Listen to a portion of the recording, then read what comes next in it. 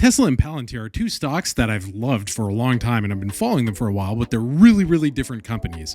But I found three major similarities between them that I think might be encouraging for long-term holders of Palantir to kind of get a feeling for what might be coming in the future. And also, if you're thinking about investing in Palantir, but you don't really understand it or you don't really get kind of the whole vibe of it, maybe this will help you get a better idea on it. So today we're going to be looking at Tesla and Palantir.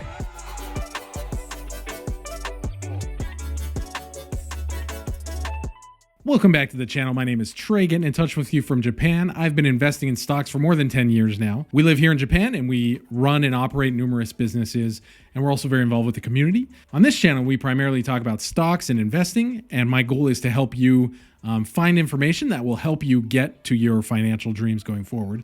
I also have another channel talking about entrepreneurship, sharing a little bit more about the story, more personally about what we're doing here in Japan.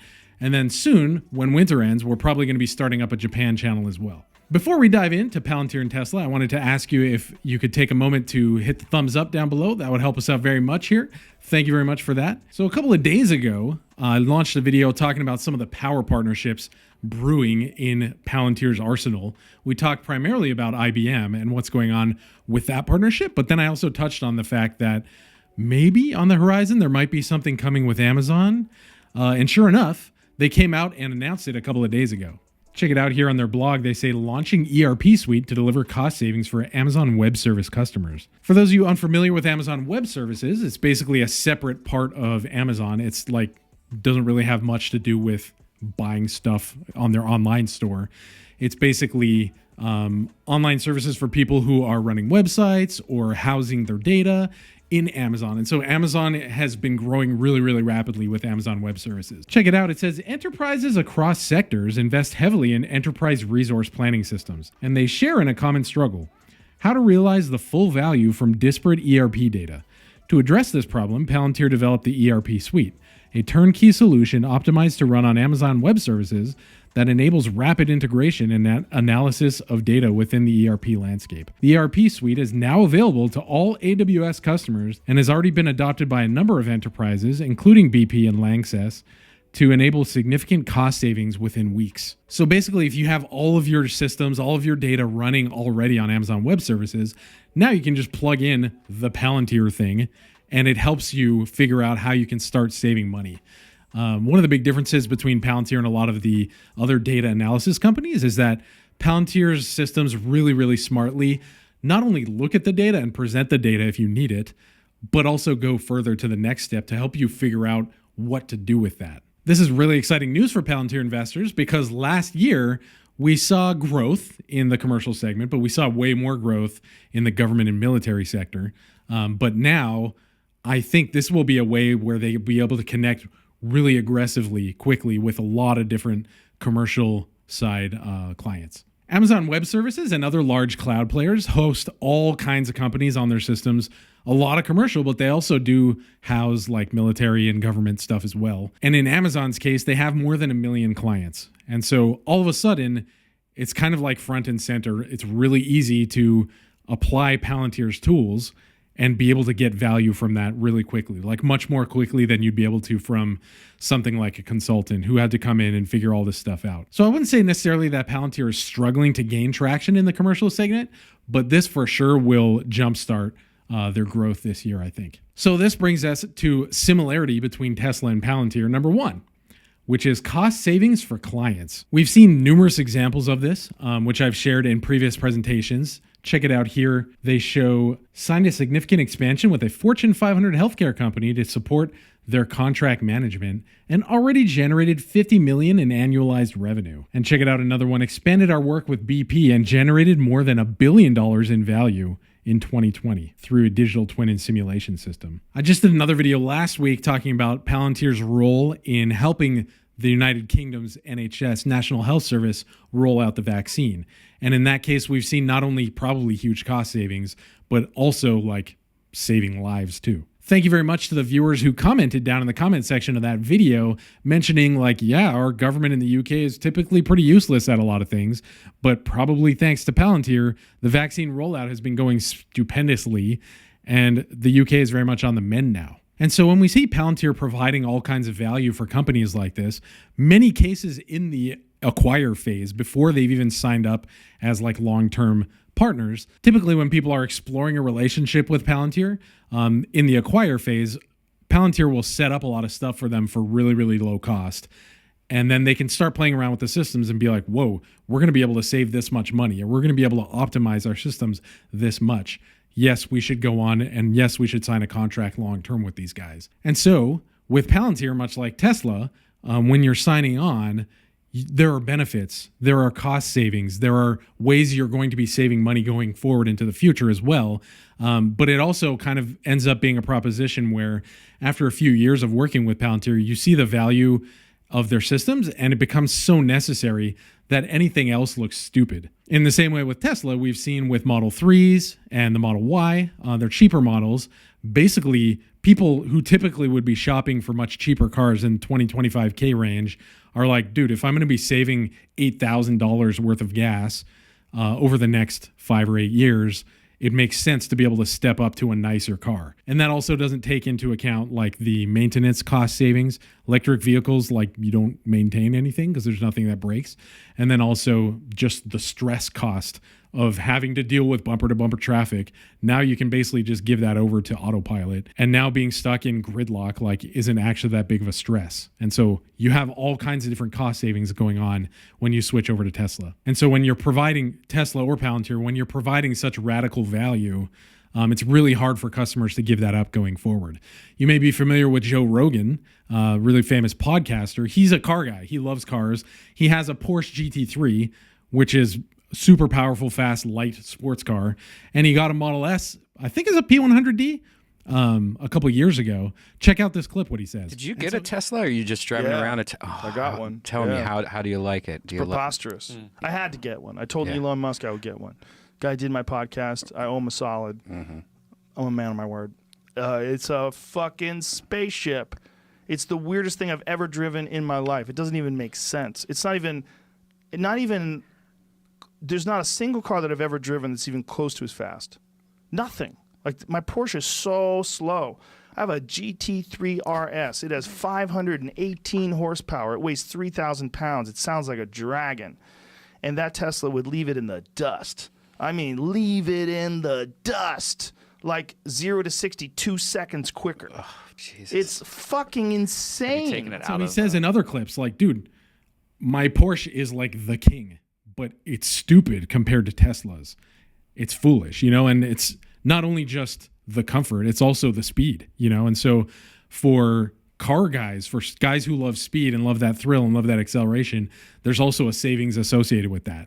You won't really be able to go back to the old way of doing things once you get used to this new system. And I think Palantir is really similar. Similarity number 2 between Palantir and Tesla is being widely misunderstood by the market and by big market players. So for a really long time, after Tesla started to make their more affordable cars like the Model 3 and the Model Y, there was like this huge media rhetoric push going out, and it affected, like, a lot of people believed it too. You would hear things like, oh, the demand isn't really real. They're actually like just making up the demand. Nobody actually cares about electric vehicles. And contrarily, they would also say all of the other competitors are coming out with superior cars soon, and therefore Tesla will be useless or worthless. There was also a lot of talk about, oh, they're about to run out of money in a few weeks, and so you should sell your stocks now. There was also a lot of talk about, especially in the early days, about the quality control, and there were panel gap issues and different things like that. A lot of that still continues today, even though for the most part, a lot of those problems have been solved. And when you stop to think about why there would be all this negative press for Tesla, it kind of makes sense when you think that GM and Toyota and Ford and all these companies pay these television, networks so much money for advertising. Tesla doesn't pay any money for advertising. So a lot of the messages sent out through that, people just picked up on and believe. And they're like, no, Tesla's really dangerous. Tesla, autopilot's going to kill you, like, all this stuff, And basically, if you look at the facts, if you look at the data, there's really, really high satisfaction rates among Tesla owners. And we've also seen more recently, especially, Tesla's business model is just built around selling carbon credits, and they're worthless without that. Obviously, Tesla considers that and builds that into their business model. So even if it is just the carbon credits, they did have to sell hundreds of thousands of cars to be able to get far enough to peak over into profitability, you know? And so I think there's a lot of spin put on it that makes trying to make Tesla look really bad, or trying to make them look just kind of like, oh, that's weird. I don't want to get into that company. I don't want that stock. That's weird. I'm getting away from it kind of pressure. And in the same way, I think even a lot of people who invest in Tesla don't even really understand that they're an energy company also. They're a software company also. The strength of Tesla and the whole autopilot system is all software. That's why a lot of the traditional automakers are having so much trouble keeping up with a lot of what Tesla's doing with autopilot or with even the battery technology, because software wasn't really that major of a part of their business. And in the same way with power, Tesla's playing a big role in helping the world switch over to battery technology, not only for cars, but also for homes and also for offices, and probably increasingly more for power plants and powering entire areas as well, or helping traditional systems save so much money that it's foolish not to get these Tesla backup systems either. Typically in the market, people put a lot of their trust in power companies who've been mainstays in the industry for years, yet still provide very little profit growth potential for the future. The whole industry could be overturned in the coming generation, yet very few people understand how major Tesla's role could be in that process. Check it out here. I show a bunch of the different really, really large companies. You know, we have Duke, we have Next Era, a lot of these companies that are like, people are just kind of like dividends for life. I love this company. It's the best. Like, these companies can't really grow outside of their regions that they're already operating in, whereas Tesla is just spreading around the world. I actually saw recently, last week, Tesla is now taking reservations for the Tesla Powerwall here in Japan. I know the Powerwall isn't really like, you know, the best use of money as far as bang for your buck goes at the moment. But imagine once this technology starts to spread around the world and starts to be able to support, for example, like after we had the big earthquake in Japan in, I think it was 2011, you know, power issues were huge for the longest time.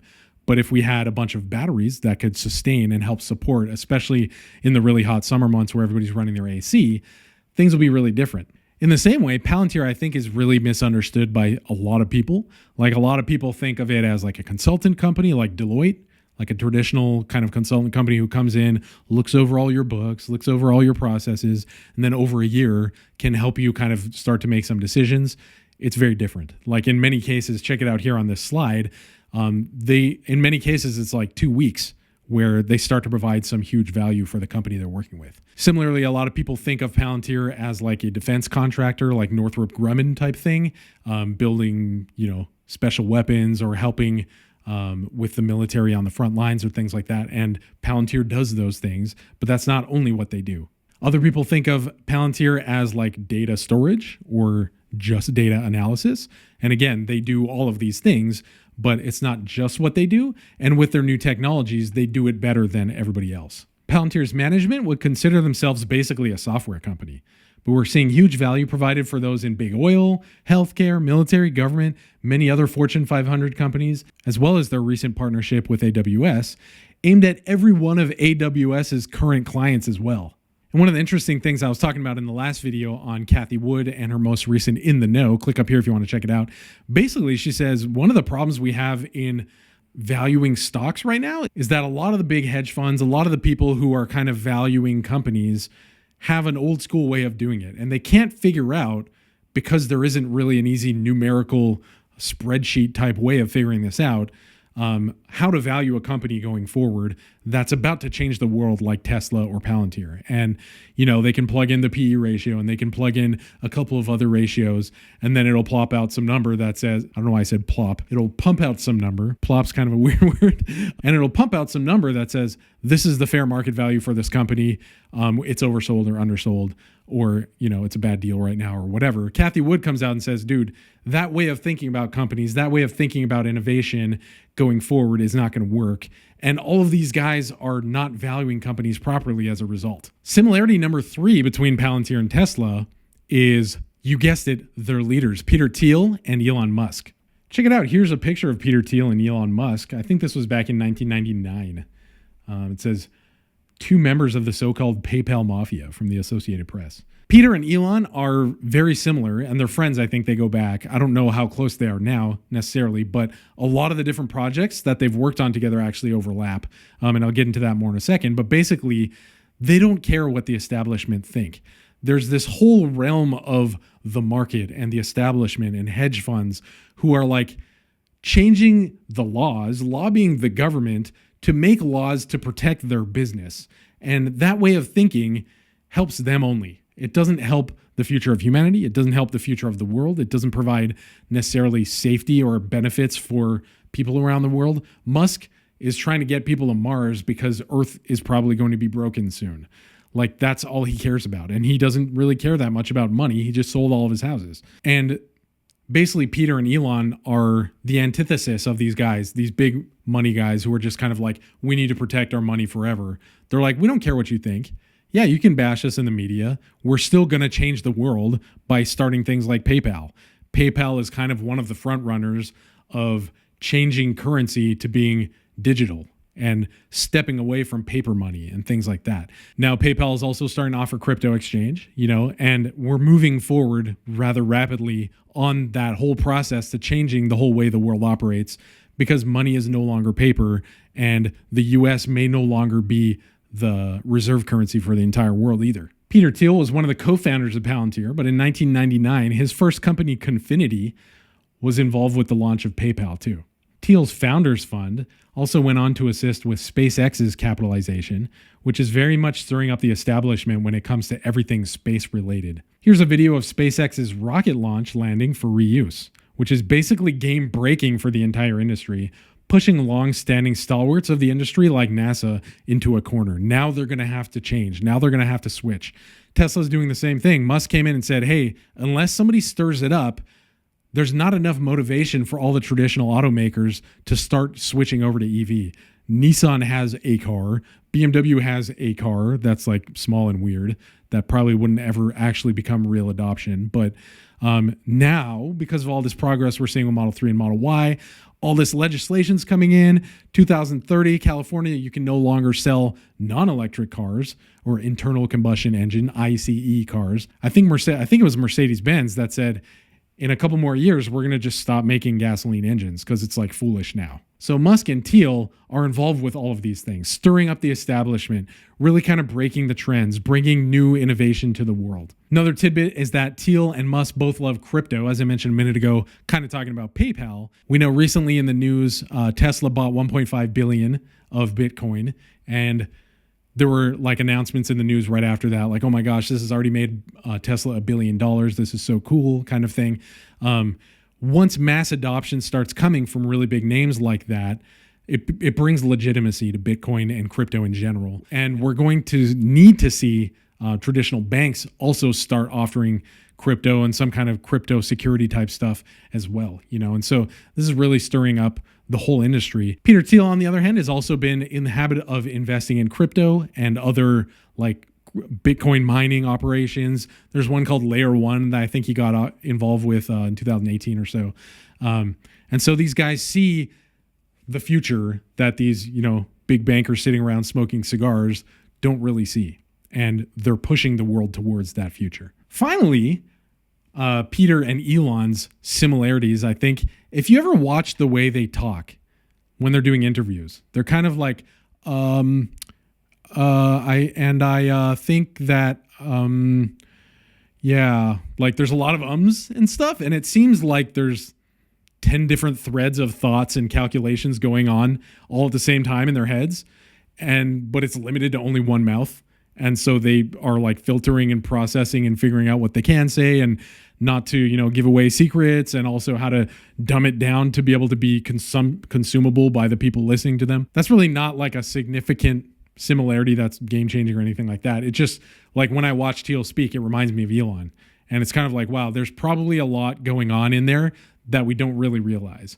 So I think with their passion and similarities and their goals for the future and for the next steps and for bringing like game-changing value, I think it's easy for me to get excited about Palantir and about the future of Palantir, changing the game, really providing huge, unparallelable value for the clients. And once that starts to happen, it's foolish to go back. It's stupid to go back.